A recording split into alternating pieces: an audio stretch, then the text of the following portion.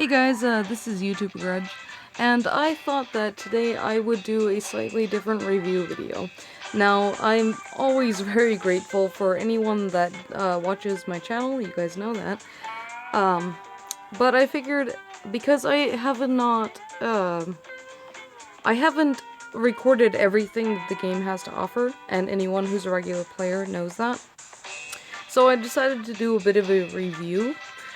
So Big Bay Burgers. I thought that Big Bay Burgers was, well, it was really fun.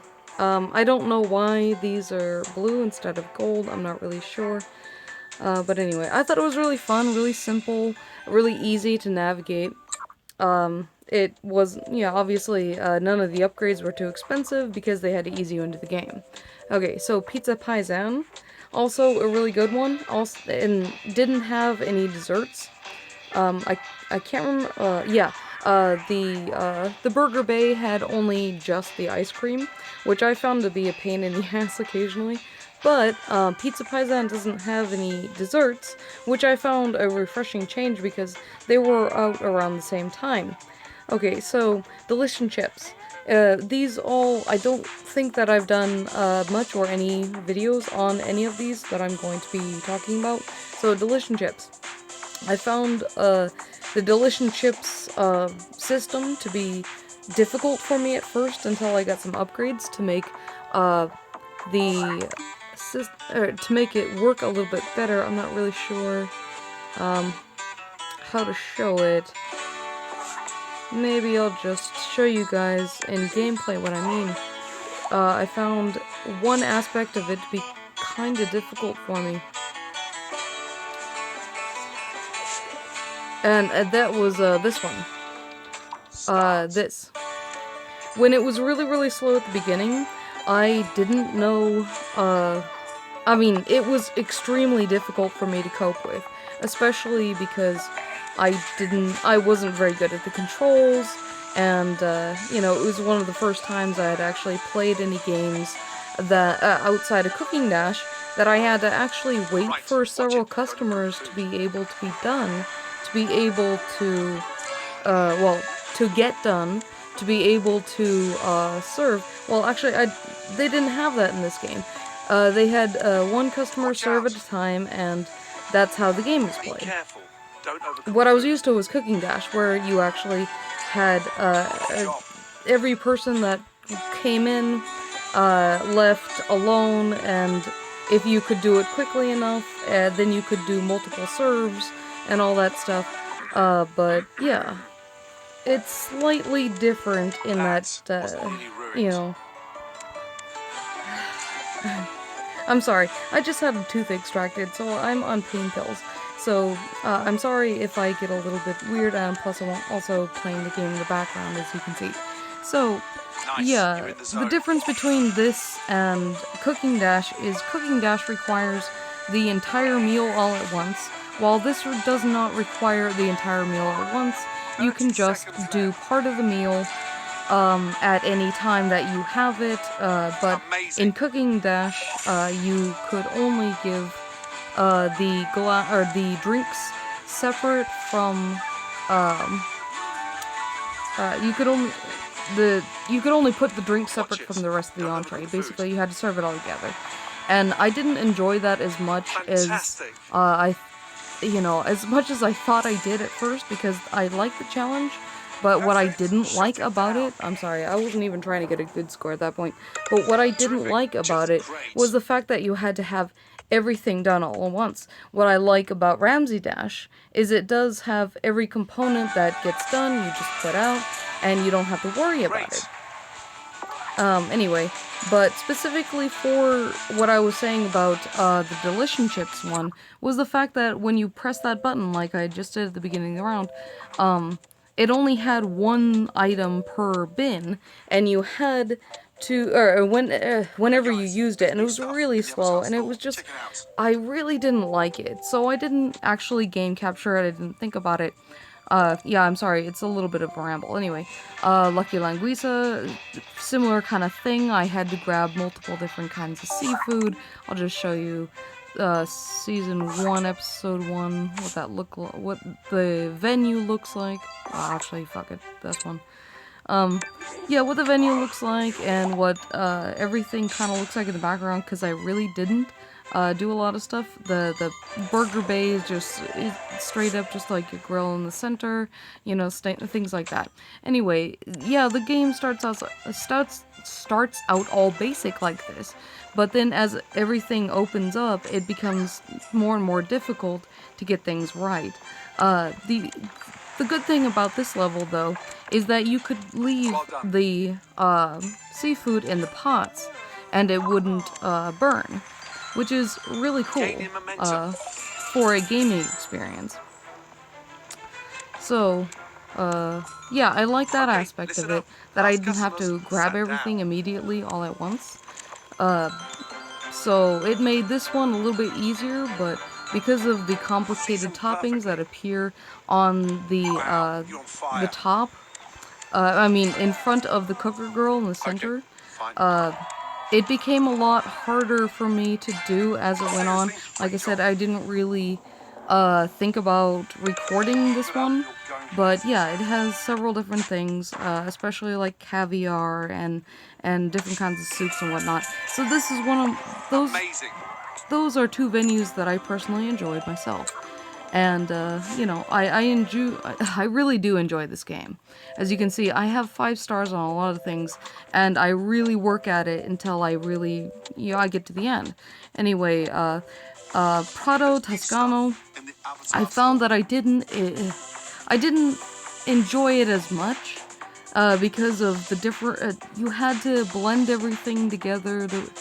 I'm not really sure without showing it. No, it really gets into the difficulty several episodes in at the beginning of season 2. It kind of, like you see in these stars here, it starts getting difficult at season 1 episode 7, and you don't get as much reward as you would need to be able to continue on without buying stuff. But since I buy stuff now, it's not that much of a problem.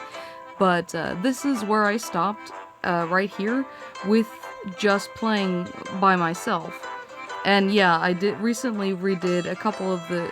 Anyway, the good thing about these, whenever it restarts, it lessens from the, like, the last one in the previous season. It lessens all the way down to just above what it was in the first season. And, you know, anyway, it's really easy to get 5 stars in the first 5 episodes of every season. So, yeah, but, I don't know, I just found it difficult, to really do and enjoy, so I didn't record it. Ultimine, I thought about recording it, but, oh yeah, I do have a video of it, but I don't think that many people looked at it, so I just scrapped it. Okay, so this is what put me on the map, and I'm really grateful for Dragon Ball, and you guys have seen everything from Season 1, and this is when I really picked up in my recordings of this whole thing. And you guys have seen it all, so I don't need to go into it. Sweet and savory street food, absolutely loved it. Got really hard, got really intense, but it kicked the shit out of me, but I came back and beat the shit out of it. So... yeah, Dubai in the Sky, it's one of those ones that gave me a hard time, and that I really had to go back through and play over and over and over again, where it came to recipes and found out what the common factors were. And a lot of the stuff, that's all you have to really do, is figure out what the commonalities are that you have to have prepared all the time, despite upgrades. So, yeah. So in the poutine pool party, it's starting to get hard because the poutine aspect of it is actually kicking in, and that requires 4 steps.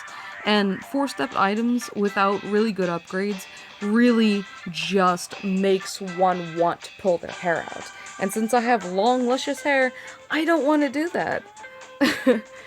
So anyway, but I am pleasantly surprised at all your guys' reactions. I enjoy the likes. Especially. Yeah, I know, it's just a bit of ego stroking, and I won't ever say that it's not anything but that. Anyway, the recent update with the socials, the social aspect of it has really slowed down my phone, and it's really made it really warm. And I don't enjoy that as much. But the duels aspect I really do like, because I like to see the ranking, I like to see my percentages and things like that. Sometimes I don't catch my challengers as quickly as possible, I mean quickly as I can, and I don't often have a lot of free time. So anyway, I'm sorry this is not going to be a gaming episode, and yeah, I put it in the title, or the video's title and description, that it's not going to be a gaming video. Gastro Yacht Pacifica. It was candy. I had no idea. Candy, experimental, gastronomy, all that kind of stuff. I was really I was hoping that it would be more, instead of like a frozen mold of ice, I thought they were going to actually do a little bit more chemical, and that's why I kept playing it and playing it and playing it, but really it just became like candy. And then, yeah, cooled candy products and candy. So while I enjoyed it, and while it was quite the challenge at times, I was kind of let down a little bit with not being able to make like little balls of like caviar, candy caviar and stuff like that. Casi Cubana, the Cuban Ramsay Dash. And I don't know much about Cuba or their cuisine or cooking or food or anything like that. I've seen the type of buildings they have in Cuba, and this is very reminiscent, and I hope they got the cuisine at least somewhat right, because I have absolutely no idea. And then obviously Kiwi Cottage, New Zealand, nothing's gonna be accurate. It's all elves, it's all fantasy land and stuff like that, but I don't know, if you're from New Zealand, I hope you're not offended, because this is all in good fun. And I was actually quite surprised at your guys' reaction to this recent one in New Zealand of Kiwi Cottage. And I gotta say, yeah, I enjoy it too. I have purchased quite a few upgrades, and I'll show you guys what upgrades I've gotten for this. It's like, 27% of the food upgrades I've gotten. Oh, okay. So yeah, as you can see, a lot of them are cheap, but not as cheap as the first couple of venues, which Ramsay Dash, I believe, does balance that correctly. I don't think Cooking Dash balances out the reward to expenditure. It doesn't do it in a balanced way. You have to have too much gold. You don't earn enough silver per round in Cooking Dash to be able to afford much more than the basic minor upgrades. And it's really frustrating, because with the basic minor upgrades, you don't get to all 5 stars, which is another thing that I enjoy about Ramsay Dash. You get to 3 stars first, and then you do a 5-star thing once you're a little bit down the road, and you've already, like, gotten a bunch of gold and silver from the levels you've played. Even if you don't purchase much or any at all, you still have a lot to play with, and you can still go back and you can get the full 5 stars in the first couple, and it has a really good replay value. So I really, really do enjoy Ramsay Dash far over Cooking Dash because of those aspects. I will do a Cooking Dash video review next, and I will say what I like about the Cooking Dash in that video. However, this is more for Ramsay Dash and saying thank you guys, and I really appreciate your work, and you've got a really good balance of reward to payment for every upgrade, and I really enjoy that, and I respect you guys. And all these events, sometimes they come too quickly, or they overlap a little bit, but you know, I have no problem with that. It's just the amount of notifications I get on my phone that can be a little bit annoying. But anyway, thank you guys at Ramsay Dash, or Restaurant Dash with Gordon Ramsay. Thank you, Gordon Ramsay, for putting your name on it. This has been YouTuber Grudge. Thank you guys for watching my videos as always. And I'm sorry this is not a food review, but I am trying to do my best. So, Next one, I will definitely be doing Kiwi Cottage Season 4. Stay tuned. Bye bye.